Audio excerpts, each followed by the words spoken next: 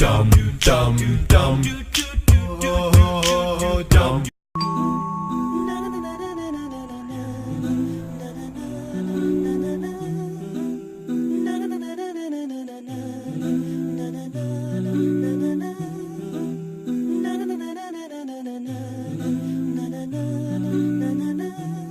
On my way to the masjid, which was a couple blocks away from me.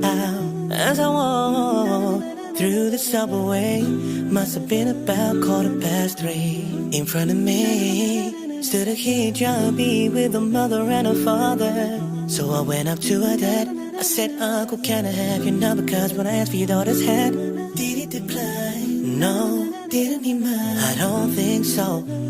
Was it for real?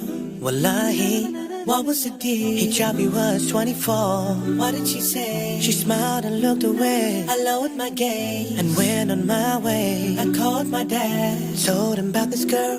Then he called her father and he called me back and told me, son, I met this girl on Monday, spoke to her father on Tuesday, families all met on Wednesday, and on Thursday and Friday and Saturday they got on Sunday. I met this girl on Monday, spoke to her father on Tuesday, families all met on Wednesday, and on Thursday and Friday and Saturday they got on Sunday. Now since her Habibti has come into my life, I give her all my time.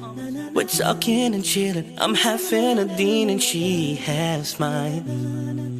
But one thing that we told each other before we got together, that Allah's out forever. No matter what happens between us, we'll always turn to Allah.